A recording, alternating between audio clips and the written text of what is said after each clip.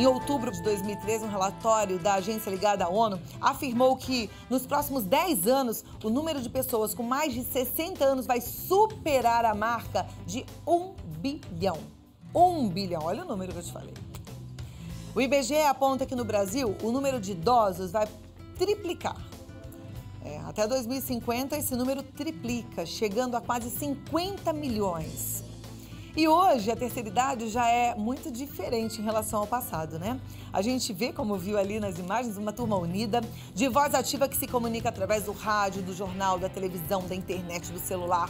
A qualidade e a busca pelo sentido da vida estão sempre presentes na realidade dessa geração. Ou seja, são novas atitudes revolucionando a forma como vivemos, a chamada terceira idade. E hoje, para a gente falar um pouco de tudo isso, esclarecer essa nova forma de encarar a terceira idade, eu recebo o Dr. Norton Sayegh, que é geriatra, gerontólogo, especialista em clínica médica, especialista na doença de Alzheimer e fundador da Associação Brasileira de Alzheimer. Ele é autor de vários livros e eu fico muito feliz em receber o Dr. Norton, por favor. Uma honra pra gente, Boa viu? tarde, Obrigada Cláudia. por estar aqui Prazer e compartilhar um pouquinho do seu tempo com a nossa turma, né? Eu vou até já convidar quem está em casa, que hoje eu falei, as pessoas da terceira idade, elas estão antenadas em todos os meios de comunicação e elas mandam e-mails, né? Elas estão no Facebook. Você que está aí ligada no programa, participe, pode mandar sua pergunta. Se você tem alguma dúvida em relação à terceira idade, em relação até mesmo à doença de Alzheimer, no 0 Operadora 11 2202 8432. Dr. Norton Sayegh está aqui e daqui a pouquinho ele vai responder um pouco a sua dúvida. Doutor Norton, eu disse um pouco sobre esse panorama que a gente andou pesquisando e que tem mesmo um jeito novo de encarar essa terceira idade. É fato isso para o senhor, com a experiência que o senhor tem lá no consultório? Sem dúvida nenhuma. O perfil epidemiológico, o perfil demográfico do Brasil mudou completamente, né? Hoje em dia nós temos uma população de idosos crescente, explosiva. E as pessoas às vezes me perguntam, doutor Norton, o problema do envelhecimento no Brasil? Não é problema, é uma conquista na realidade. Porque a outra opção ninguém quer, que é morrer cedo, né? Então o Brasil realmente envelhece e envelhece de uma maneira muito acelerada. E hoje em dia o perfil mudou completamente. Hoje em dia nós temos as pessoas idosas participando da vida não só familiar, como da vida social, tendo atividades várias na sua comunidade e cuidando da sua saúde, porque por isso que nós estamos envelhecendo. Nós estamos envelhecendo porque o país se desenvolveu com todos os problemas que enfrenta o Brasil. O Brasil, um país pobre ainda, um país em desenvolvimento, mas de qualquer maneira a cobertura de vacinas melhorou. O acesso a médicos ainda muito deficiente, porém é inegável que houve um avanço nessa área. Os remédios, a descoberta de novos remédios também melhorou esse perfil, então as pessoas estão vivendo mais, não necessariamente melhor. Eu costumo dizer, Cláudia, que se envelhece como se viveu. Se você viveu de uma maneira desregrada, de uma maneira caótica, de uma maneira que você não cuidou da sua saúde, muito provavelmente a sua velhice não vai ser a melhor velhice. Porque todo mundo quer envelhecer. O que você não quer é envelhecer com doença, envelhecer com dependência, envelhecer com limitações que fazem com que a pessoa não tenha saúde. E não tendo saúde, não adianta nada você viver 100, 200, 300 anos. A coisa mais importante que existe é saúde, evidentemente, que é aliado a outros acessórios, renda, acesso a médico, acesso a uma infraestrutura comunitária que te dê apoio, mas se você não tiver saúde, você não tem como usufruir disso. Então é importantíssimo que se tenha essa visão e esse perfil mudou. Mudou tanto, você veja que hoje em dia, se você for numa UTI de qualquer hospital, a grande maioria dos leitos que estão ocupados há mais de 15 dias são de pessoas idosas e muito idosas. Porque uma característica do envelhecimento é que a faixa que mais cresce não é do idoso jovem. O que é o idoso jovem? É o idoso com 60 a 65, até 70 anos de idade, nós consideramos idoso jovem. A faixa que mais aumenta é a do idoso muito idoso. É a partir dos 80, 90 anos de idade que essa faixa está explosiva. Eu costumo dizer que, graças a Deus, hoje em dia, é difícil morrer. Nós temos tantos recursos, a medicina evoluiu de uma tal maneira que hoje em dia só se morre mesmo pelo destino, né? Por acidente. Uma faixa que morre muito no Brasil é em função da violência dos jovens. Mas as doenças, de uma maneira geral, as doenças crônicas, hoje em dia, têm controle. Nós temos depoimentos de pessoas que teve infarto há 40 anos atrás, teve um derrame, um AVC há 40 anos atrás, e hoje em dia continuam vivendo e continuam envelhecendo. Por quê? Porque tem controle médico. Os hospitais... A tendência dos hospitais no Brasil, de vários hospitais, é se especializar em pessoas idosas. Os chamados hospitais geriátricos. Eu tenho um exemplo muito prático. Eu tenho uma parceria com o Hospital Santa Mônica, fundada por um idoso, um médico chamado Dr. Rômulo Belízia, que hoje em dia se especializa em pessoas idosas. Nós temos um atendimento absolutamente diferenciado para as pessoas idosas e com demência, com distúrbios psiquiátricos, onde o geriatra mais o psiquiatra dá uma cobertura totalmente diferenciada. Seria bom se a gente tivesse um serviço assim pelo país todo, né? O que mas a tendência é o que vai acabar acontecendo. Nós temos nesse hospital, por exemplo, um centro-dia. O que é isso? Um lugar onde você pode deixar o seu familiar que envelheceu e que tem uma doença como Alzheimer, por exemplo, para passar o dia, para que ele não fique em casa. Nós sabemos, eu costumo dizer para os meus pacientes, a primeira coisa que a senhora tem que fazer quando acorda de manhã é fazer a sua higiene, né? E tirar a camisola, ou para os idosos, tirar o pijama e ter uma agenda cheia de atividades, onde você vai ocupar seu dia. Porque senão o dia fica muito comprido, fica muito longo. Pessoa, né? Para qualquer pessoa. Se um jovem resolve também passar o dia inteiro em casa sem fazer nada de camisola, ele também vai achar que a vida fica sem sentido. Eu sempre falo aqui da importância da gente olhar um pouco para o lado. E eu também penso assim, eu sei que a gente tem algumas dificuldades quando vai envelhecendo, mas quando a gente consegue superar isso tudo e continuar na atividade, a coisa fica mais tranquila, né? E a gente foi para as ruas para perguntar o que as pessoas acham, como é que elas enxergam essa fase, que alguns consideram até a melhor idade, né? Vamos assistir e a gente continua nosso assunto aqui, muito combinado? Pode rodar. Eu me considero na quarta, nessas alturas do campeonato.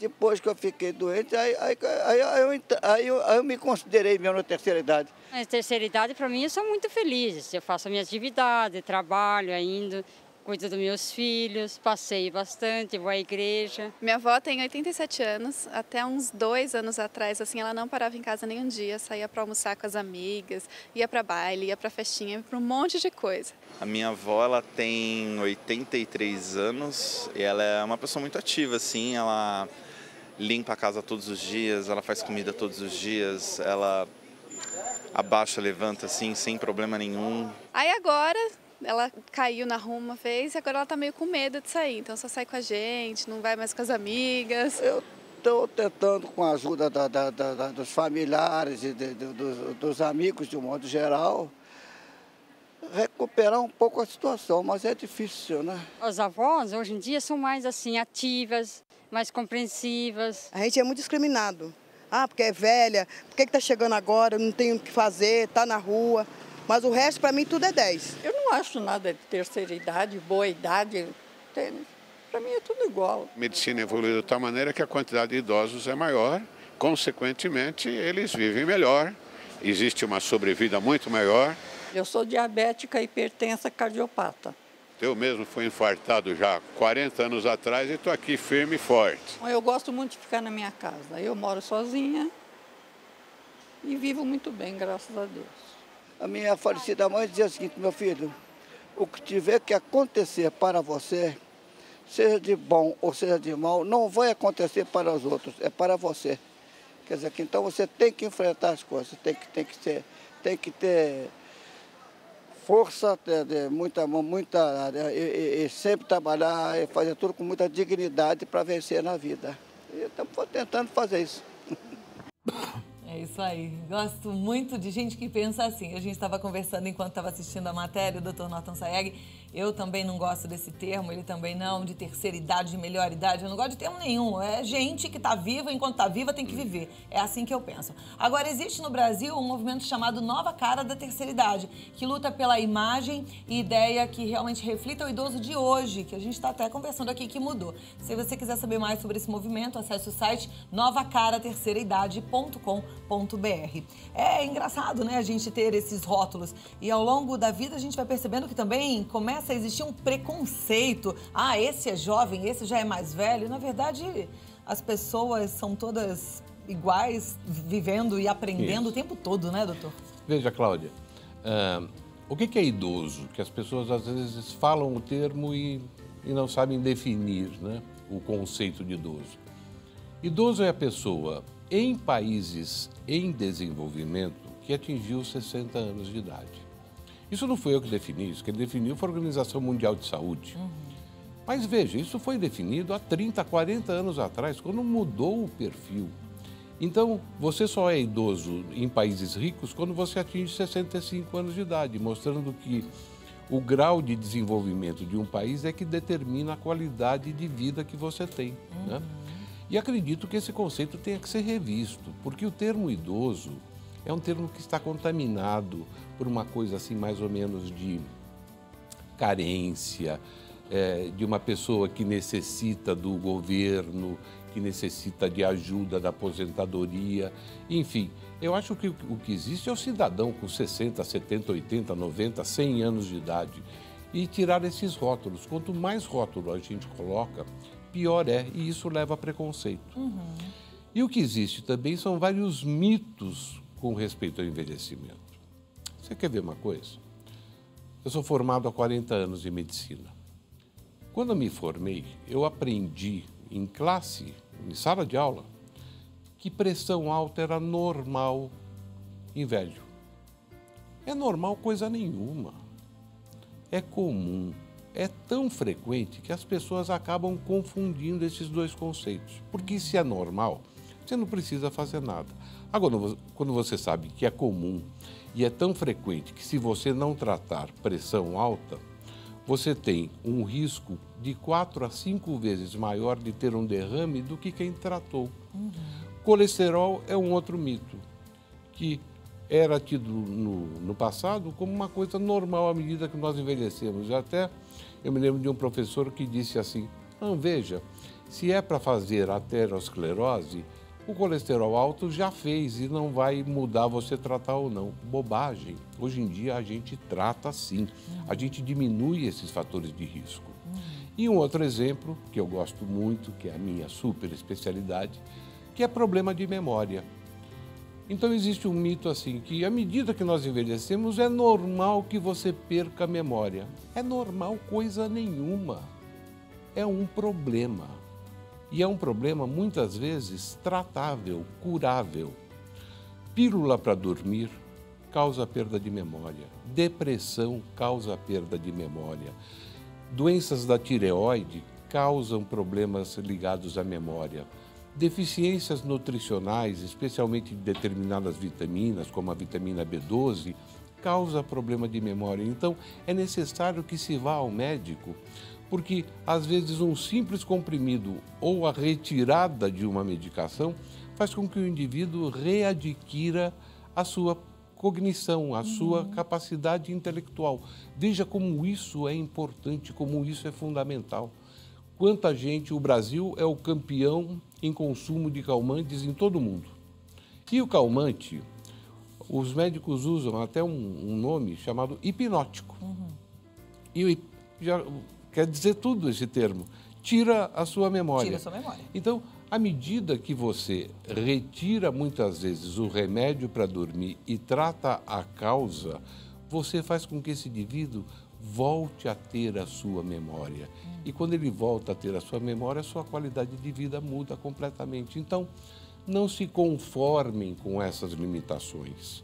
À medida que você se conforma com essas limitações e não procura ajuda, muitas vezes está se perdendo uma oportunidade absurdamente feliz de você readquirir aquela limitação que lhe foi imposta por alguma coisa que pode ser tratada. Perfeito. Então, é importantíssimo que as pessoas vão no médico. Porque uma outra característica das doenças do envelhecimento são que muitas vezes as doenças não dão sintoma. Você pode ter pressão altíssima sem sintoma nenhum. Você pode ter seu diabetes absolutamente descontrolado sem ter sintoma nenhum.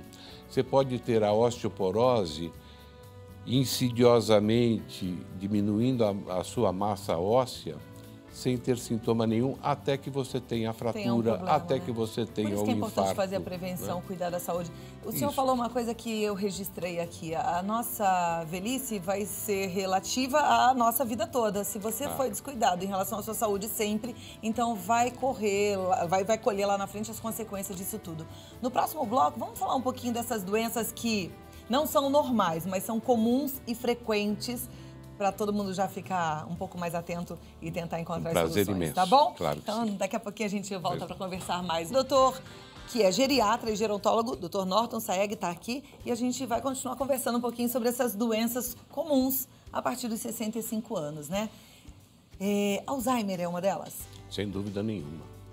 Alzheimer é uma doença que, à medida que você envelhece, você vai tendo maior possibilidade de ter a doença. Vou te dar um exemplo. Quando você tem 60 anos de idade, o seu risco de ter essa doença é em torno de 3%.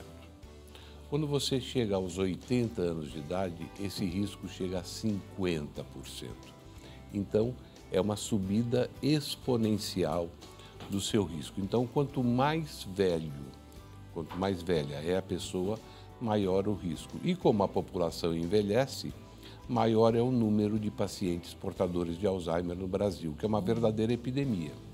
Hoje em dia, Cláudia, se estima que, de acordo com os novos critérios diagnósticos da doença de Alzheimer, nós tenhamos cerca de 2 milhões de portadores de doença de Alzheimer no Brasil, o que é um número assombroso e que automaticamente são 2 milhões de famílias vitimadas, porque a doença de Alzheimer não atinge só o doente, atinge a família de um modo geral. Então a gente já olha para ela como uma doença comum, mas não é normal. E existe tratamento, o doutor Norton estava me contando, de novidades para tratamento da doença de Alzheimer, né? Isso. Veja que há 20, 30 anos atrás, quando não existia nenhum recurso, esses pacientes morriam em 5 anos após o diagnóstico, em média. Hoje em dia vivem até 20 anos, 25 anos com os novos medicamentos que estão disponíveis. Porém, agora, provavelmente em abril, no primeiro semestre ainda, vão começar pesquisas com novas drogas que prometem o estacionamento da doença, não deixar essa doença evoluir, especialmente em quem tem o comecinho da doença, pequenos problemas de memória.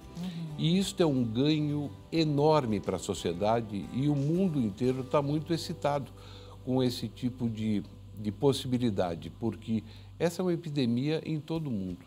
Se calcula hoje em dia no mundo 50 milhões de portadores da doença. Gente, né? E a gente não pode realmente achar assim, anormal. Não, gente, 80 anos, ainda tem tanta coisa para acontecer, tanta gente vivendo aí, a gente vai chegar até os 100.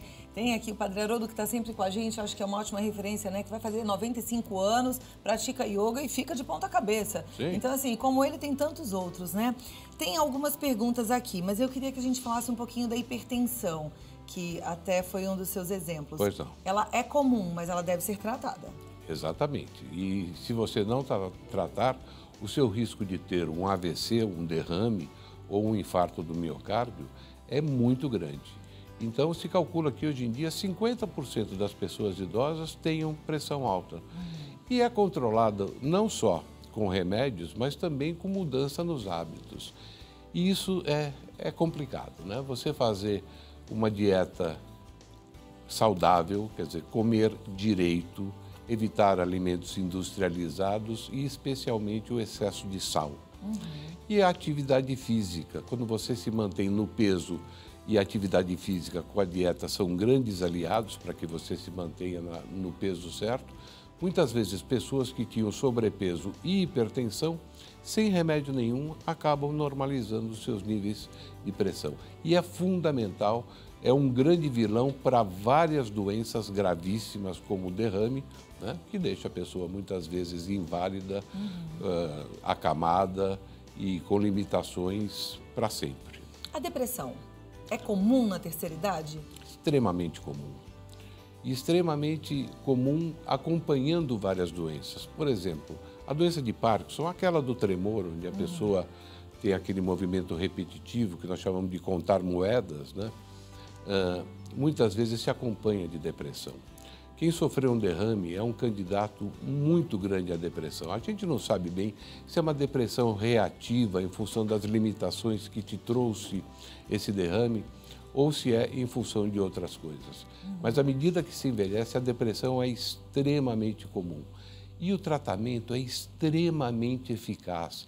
Então, se está se sentindo triste, sem um motivo... Sabe o que acontece, Cláudio? Uma coisa interessante, as pessoas idosas, às vezes, têm vergonha de dizer que estão deprimidas. Acham ainda, esse é mais um mito do envelhecimento, que depressão é falta de caráter. É porque a pessoa é fraca, a pessoa não reage, a pessoa não tem brio. E isso é uma bobagem. Depressão é uma doença como qualquer outra, que um comprimidinho por dia faz toda a diferença. Evidentemente que aliado a outras práticas, como a psicoterapia e as atividades sociais de um modo geral. Mas procure ajuda, porque hoje em dia a medicina evoluiu muito e só é deprimido quem quer, porque tratamento tem. Ai, como é bom ouvir isso e poder fazer com que você também ouça isso. Não é para ficar deprimido, presta atenção. Depressão, como o doutor falou, é doença, você não escolheu ter, então tem que tratar. E a gente sabe que a alegria também é um componente que faz a gente ter mais qualidade de vida e que tenha um prolongamento da própria vida. E a gente foi conferir um pouquinho uma turma que é muito alegre. Você sabe que o Carnaval é a festa brasileira mais conhecida no mundo, né? É cultura. E é inegável a alegria que os foliões esbanjam quando eles estão na avenida. E aí, dentre essa turma toda, tá o pessoal que já passou dos seus 60 anos e que tem muita alegria. A gente foi até uma das quadras de uma escola de samba daqui de São Paulo para conversar com essas meninas que fazem parte da ala das baianas. Vamos ver. Estou aqui há 2 anos, no samba já vão para 10 anos, sempre cuidando da ala das baianas. É uma ala que eu gosto muito, eu me identifico, trabalhando com pessoas da terceira idade.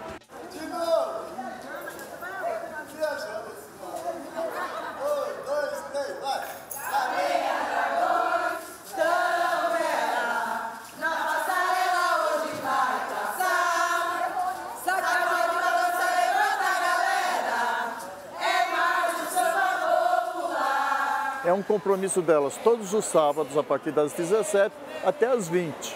Se dedicam à escola, vindo nesses ensaios. Terminou um carnaval, já começa outro. Então, o nosso trabalho passam 2 meses depois do final do carnaval, começamos a já fazer os nossos ensaios. A gente monta as fileiras, a gente começa cantando samba e aí a gente começa a evoluir. É como se fosse um grande baile. A ala das baianas, elas são consideradas as mães do samba, que elas que introduziram o samba em si. Delas trouxeram o samba da Bahia para o Rio de Janeiro.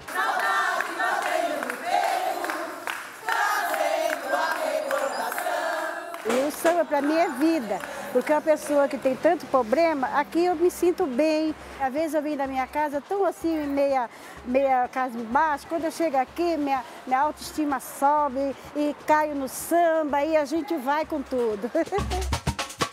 Eu não tomo remédio nenhum.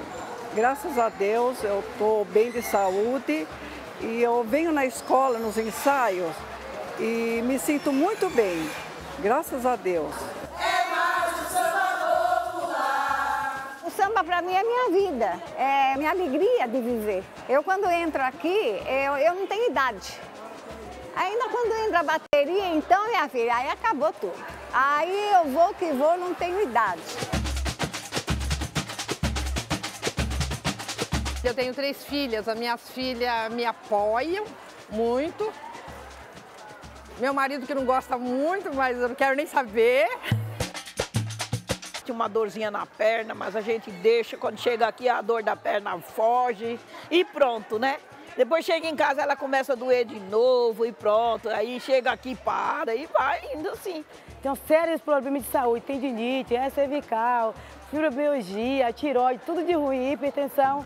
Só que assim, eu vivia sentada no sofá, reclamando de dores, e o médico dizia para mim, o seu tratamento é atividade física. Aí me chamaram para participar da Ala das Baianas. Foi a coisa melhor, foi sensacional. Se eu soubesse que era tão bom assim, eu teria participado mais vezes. A saúde é ótima. A única coisa que eu tomo é o remedinho para controlar a pressão. Não que eu seja hipertensa, não. Mas eu tenho oscilações. Eu sou diabética, né? E sou hipertensa, né? Mas o meu médico de família sempre me acompanha. E eu perguntei um dia para ele, doutor, será que eu posso ir pro meu samba? Ele falou, pode e deve. Eu falei, então, o senhor não me matou, não, o senhor fez eu reviver. Lá vem a Dragões, tão bela, na passarela hoje vai passar.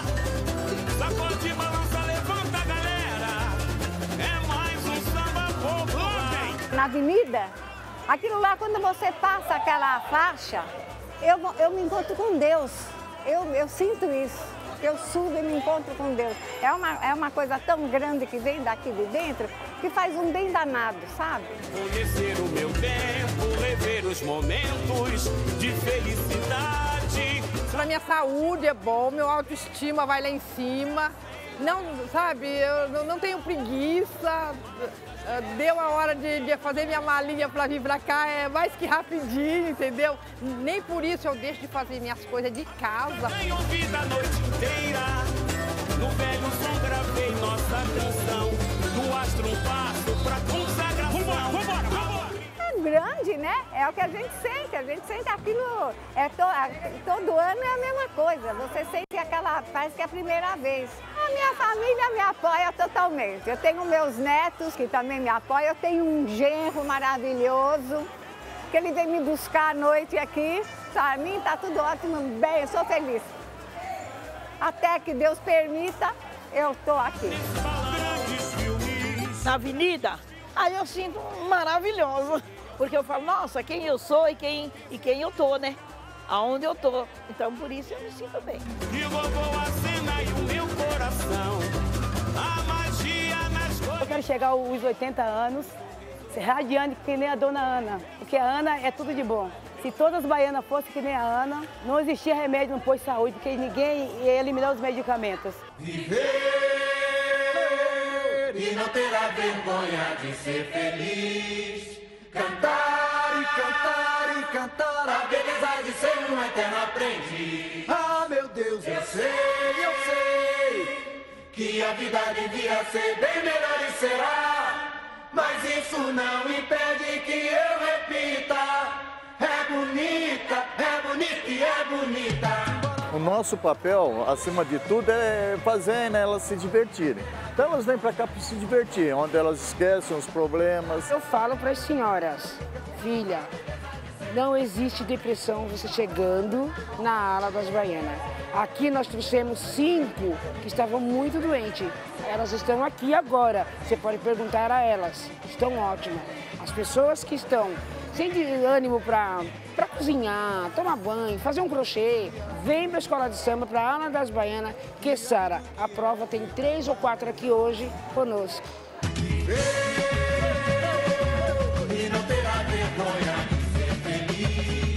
São idosas, então assim, fazer um bem para essas meninas é assim, indescritível.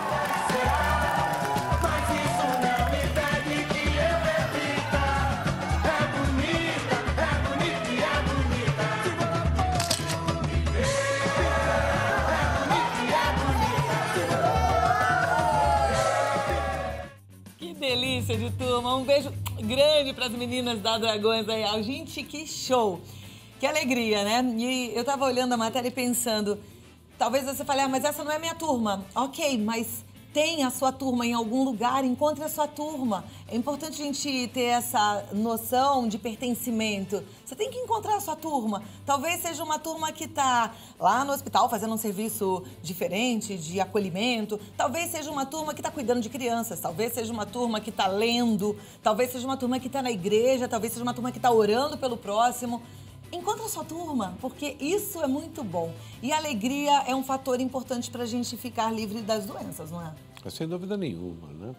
E à medida que você fica alegre, você produz uma série de substâncias que fazem com que o seu organismo funcione melhor, né? Tudo funciona melhor.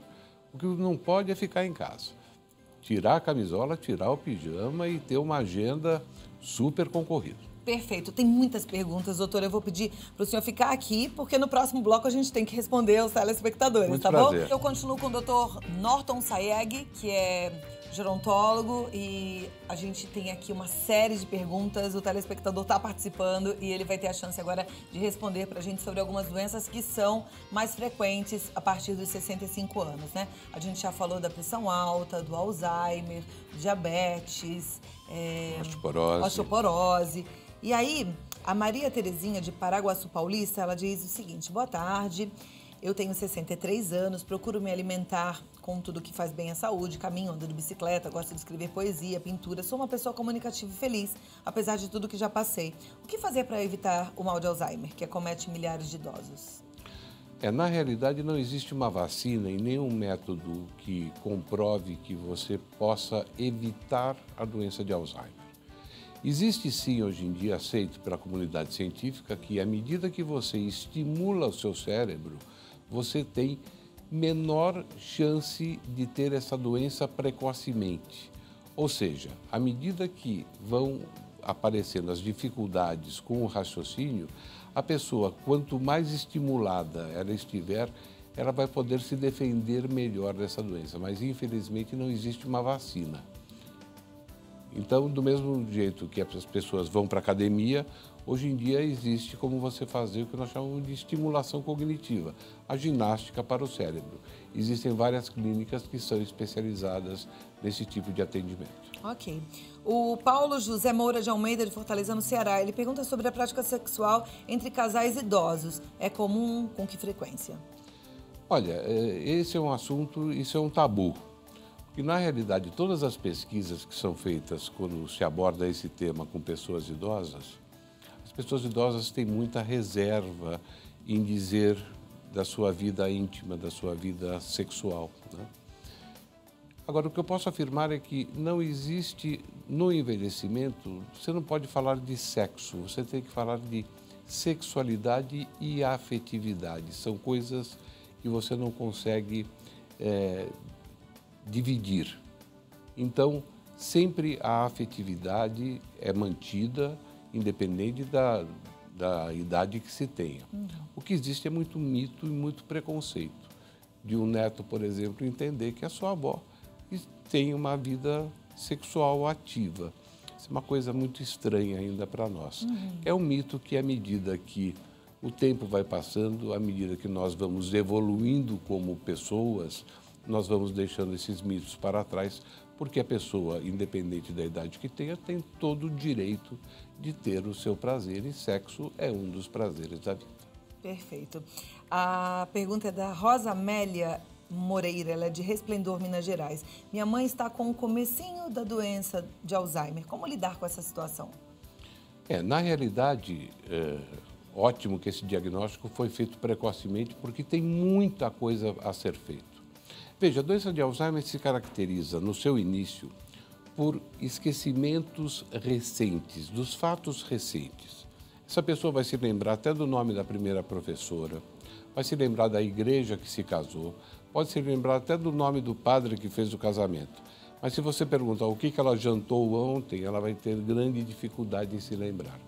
Então, à medida que está no começo, existe muito recurso, procure um médico especializado, porque existem medicamentos que não garantem a cura da doença, mas retardam a evolução, e também a parte da reabilitação cognitiva, a ginástica para o cérebro, para ser um pouco mais claro para o seu público. Então, procure seu médico, que tem muita coisa para ser feita para se viver mais, para se conviver com a doença e para não deixar que essa doença evolua de uma maneira rápida. Ok. A pergunta agora é da Cecília Grespan. Ela gostaria de saber o seguinte: a avó materna e a mãe morreram com Alzheimer. A mãe sempre sonhava que se perdia e ela também tem constantemente sonhos em que ela está perdida. Ela quer saber se existe algum estudo sobre isso. Sonhar que se perde pode ser uma prenúncia da doença. O nome dela é Cecília, ela tem 64 anos. Não existe nenhuma comprovação científica de que isso esteja associado, esse tipo de sonho esteja associado com a doença. Agora, se a mãe faleceu com Alzheimer, se a avó faleceu com Alzheimer, e se esse Alzheimer se manifestou precocemente, eu digo antes dos 65 anos de idade, infelizmente a nossa telespectadora tem sim maior risco de desenvolver a doença com o passar do tempo. Ora, procure o seu médico no sentido de estar estimulando o seu cérebro precocemente e logo que se note alguma alteração, intervir, porque essas novas drogas que estão vindo aí, como eu disse, nessas novas pesquisas, são realmente drogas que podem interromper o curso, a evolução da doença. Ok. Tem uma telespectadora que pede para não ser identificada. Ela diz que o companheiro tem 63 anos e ultimamente tem reclamado de tudo. De cansaço, de falta de libido, está sempre mal-humorado, perde a paciência por qualquer coisinha, anda deprimido. Fez exames há 6 meses, mas não deu nada de errado. O médico não pediu o exame para saber se o nível de testosterona está normal. Ela gostaria de saber se tudo que ele vem sentindo não pode ser por uma baixa desse hormônio. Aí ela pergunta o que fazer e qual especialista ele deve procurar. Acho que primeiro deve procurar o geriatra. O geriatra é o médico que trata de pessoas com esse tipo de problema. E sim, fazer um exame muito simples de sangue para ver o nível de testosterona. Agora, para mim, pelo seu relato, o seu marido está deprimido e precisa de tratamento específico e o resultado é excelente. Muito bom. Eu vi o senhor respondendo para aquela senhora que a mãe e a avó faleceram com Alzheimer. Tem uma forma da gente descobrir se tem, de fato, uma predisposição genética? Existe um teste de DNA, onde você identifica o risco. Porém, é um teste muito controverso, porque à medida que você identifica que tem o risco, isso não quer dizer que inexoravelmente você vai ter a doença. Mas as pessoas que têm grande predisposição hereditária, um antecedente familiar desse tipo, é interessante fazer o teste sim e tomar providência à medida que o primeiro sintoma apareça. A prevenção não existe? A prevenção, tem por enquanto, várias perguntas sobre não prevenção. Existem métodos que nós usamos no sentido de tentar prevenir, inclusive com suplementos, com uma série de substâncias que nós usamos chamados neuroprotetores.